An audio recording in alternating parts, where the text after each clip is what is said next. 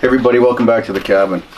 It is very cold outside, so I'm going to let it warm up just a little bit. Wind's picking up and it's minus 9 or something like that, but minus 20 Celsius with the wind chill. So Callie's outside and doesn't want to come in. She's finding it too warm. So what I wanted to talk about in this video was, well, to answer your questions, and I get a lot of questions about what Callie eats and how she well, basically how she fuels her activity, because as you can see, she's very active and she spends most of her time outdoors. Her own choice. She's welcome to spend every minute with me. Well, she goes in my truck and she goes in the cabin all the time. So wherever I am, essentially she is. But because I'm outside so often, she's mostly out there. And then additionally, she stays outside when the cabin gets too warm. So it's pretty demanding on a dog to be outside all the time, especially a dog like a golden retriever who, they have a long coat, but it's not like they're bred for the cold. So she does need decent food. Now, I have a couple of things here I want to show you, but I think really the main point is that she eats a lot of just regular human food. So whatever I'm eating, she ends up eating, so the same meat typically. And I have to sort of cook it separately or give her raw stuff before I add things like onions and hot sauce. And, vegetables and stuff like that she eats as well. Fruit. She'll eat anything. Her favorite food, like she'll go nuts for cheese. So she gets a little bit of everything every day like that. And then in addition to that, especially at this time of year when she starts burning a ton of calories, I do feed her dry kibble, dried dog food. And I think I used this with my last dog as well. It's not a high quality product, and I've always been okay with that with all my hunting dogs, is to feed them stuff that's a little bit more economical, still high calorie, but because I feed so much regular food, unprocessed food, I can get away, I think, with supplementing with something like this. But I'm actually in the market for a better food for her, because I think she probably could have performed a little bit better last year in the cold and the snow. So I'm going to try to find something better for this year. I free feed her, and I've free fed all of my dogs, which means I just always have the bowl full. And I've never had a problem with any of my retrievers. I've had Callie's my second golden retriever, and I've had 4 Labrador retrievers over the years, and I've free fed them all. And I think that's, I don't know, I guess because I spend so much time with my dog, they don't eat out of boredom, and they're not gluttonous because they know they have that free feed. People talk about, especially labs or retrievers in general, or any hunting dog probably, just eating whatever's out and just being gluttons and end up putting on too much weight. So I've never had an issue with that. So this food, what's it even called? It's supposed to be Atrium 1 or something. Atrium. Holistic Adult Dog Food. Like I said, this is a fairly cheap brand, but it's not quite the cheapest that you can get. So just holistic dog food. Supplemented with vegetables, fruits, and herbs, including tomatoes, spinach, broccoli, sweet potatoes, apples, cranberries, blueberries, pears, bananas, dried rosemary, cinnamon, turmeric, capsicum, chamomile, dandelion, paprika, and garlic. Chicken, salmon, whole, dried egg provide the protein. So it's not bad. It sounds good, but if you look at the ingredients, like the amounts and stuff, I think, like if you look at the list of ingredients, so chicken meal, brown rice, oatmeal, potatoes, rye, millet, chicken fat. Anytime you read meal, it's not high quality protein. It's a mix of, I think it could even include like feathers and stuff. So, it's typical, so don't be alarmed by this particular product. But it's not the best quality protein and best quality ingredients, even though it sounds like if you just read the front of the packaging. So, like I said, I am in the market for better food. We're starting to do the research. Not sure what we're going to end up with. But ironically, as we're trying to make that decision, this arrived in the new post office box. Picked it up yesterday. This in another package, which I'll open in another video. It's I'm not sure if it's from the same person too, actually. 3 coats for Callie. I'll show them quickly.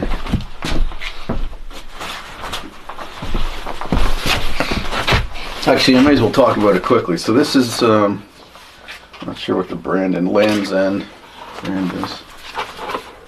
So it's got a sort of a fleece on the inside and a waterproof protective coating on the outside and reflective bands. And this one's orange, not really high visibility orange, but orange enough to be safe. It's slightly too big for her. And there's 3 identical sizes, one red, one yellow, and then this one. I have also mixed opinions about coats, and I'd like to hear some feedback, what you guys think about them. I think, in my opinion, anything that you put over top of a furred animal compresses the fur, and the fur becomes less insulative. So I'm not sure that jackets like this provide any additional warmth and maybe even hinder a dog with long hair like that. I'm not sure though. I'd like to hear, maybe somebody has better information on that than I do. So I'd like to hear from anybody who has some experience with that. But that's my opinion, but I'm not sure I'm accurate. If nothing else, I guess it would keep, like in a wet mid-season or between the seasons like this, shoulder seasons, maybe keep the wet off the fur, which might help. Callie does wear, and all my retrievers have worn, buoyant neoprene vests. She does have a camouflage one, and that's really for keeping extra warmth, keeping the heat in when she's swimming in cold water in late fall duck hunting. And like I said, all my dogs have worn that, but it also helps with buoyancy. So if they're going on a long retrieve, it just they don't get tired as quickly. I think that probably has some function, because at that point the fur is totally saturated, and that it's like wearing a wetsuit. It holds that heat in.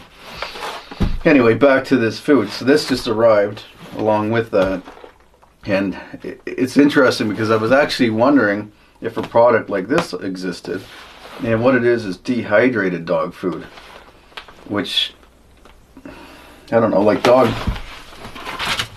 kibble, that's hard, right? So it's pretty dehydrated. But this is dehydrated in sort of in almost a powder form. And this one box, which is, how much does this weigh? Yeah, 10 pounds, so 4.54 kilograms. This, when you add water to it, is equivalent to 40 pounds of dry dog food. Is that right?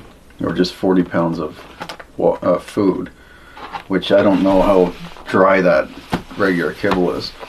Anyway, it's also grain-free and limited ingredient, and this is the fish recipe. And so I looked it up online this morning before I started talking about it, and they have a bunch of different ingredients, recipes, including like just chicken and beef and stuff like that. So I'd have to look into that more. Anyway, I like the concept. Like, that's pretty small for me to be able to store almost a month's worth of food in something this small. Works especially for what we're doing right now with my wife moving in, where space is more at a premium. So I could store a few boxes of this easily, keep them in a container. Like, I have some metal storage boxes, to keep them in that, to stop rodents from getting in. I think I'll actually open this and give her a little bit. Anytime you introduce new dog food, new pet food to a pet or to any animal, you should always introduce it slowly. So I'm going to take 4, 5, 6 days and just keep adding a little bit to this, and then see how she likes it. Now, you do have warm water, so what I think I'll do is pour that back in. Put a little bit of this stuff in there and then add some warm water. Whew, that does smell fishy. Holy. It smells like fish food.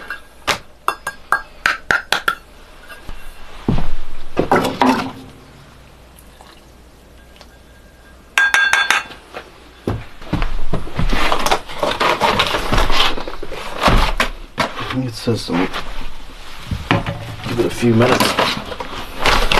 It says give it a few minutes to rehydrate. Wait so mix food with warm water, stir well and wait 3 minutes for food to hydrate. Serve with love. So for Callie, being a large breed, highly active, I would call her 4 to 4.5 dry cups per day.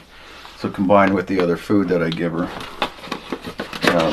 human food, I'd probably cut that down to say 2 cups a day. So I think that would make that last about a month.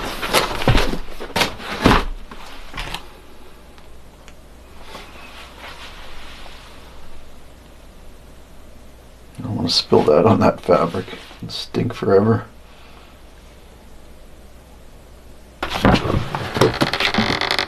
Some new food, pup. Try this out. Hold on. Nope, let me mix it.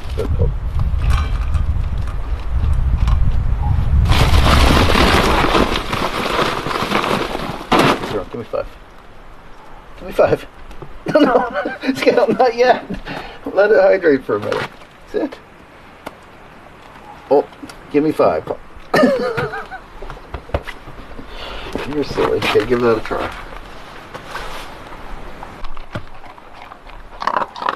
You like that? Yeah?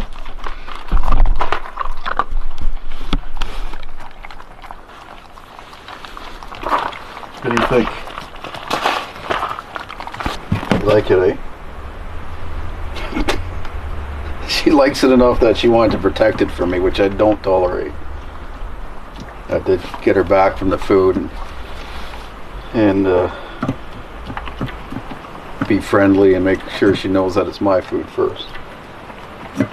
Anyway, she absolutely loves it. So we'll see how she reacts to that, and I'll keep giving it to her for the next, probably twice a day for the next 4 or 5 or 6 days. See how she acts or how she performs. See if she still has a solid stool and all that kind of good stuff. And I'll let you know. Now, I'm curious if anybody else has tried this kind of food, any kind of dehydrated food, or this brand specifically, what you think of it, and whether it's worth the extra money, as it is a little bit more expensive. It's premium product, so obviously it's going to be expensive for that reason. It says it's human grade food, so which I have mixed feelings about as well. Anyway, I've got to thank Natural Pet Foods from Carleton Place, which is around Ottawa. They sent it to me unsolicited. I'm going to reach out to you and just ask you a little bit more about this product and what made you think that to send it to me, and whether you think Callie would like some of the other recipes too. Yeah, she loves that. So yeah, thanks a lot for sending that to me. Like I said, I'll reach out. I'm very curious to see what the price point is, whether it's economical enough to, and worth, I guess, valuable enough to spend the extra money on it, and also how long I can store it here at the cabin. I think it's a pretty good option for us. So we'll see how that works out, and I'll let everybody know, of course, how it goes and whether she continues to perform well on it. That was good, eh? Yeah, you like that? All right. The Honest Kitchen is the brand of food. I don't know if I said that or not. And it's made in the U.S. So it was sent by Natural Pet Foods Carleton Place. So thank you for that. Kelly really appreciates it. She's licking the bowl up there. I can hear her, even though there was nothing left in it. So I'm going to give it a try, and I'll reach out to you. So thanks a lot. And thanks everybody else for watching the video. I hope that answers your questions about Callie's food, and I'd like to hear your suggestions, recommendations, and your own experience with what you feed your animals. So like I said, thanks for watching, and I look forward to seeing you at the cabin next time. Take care.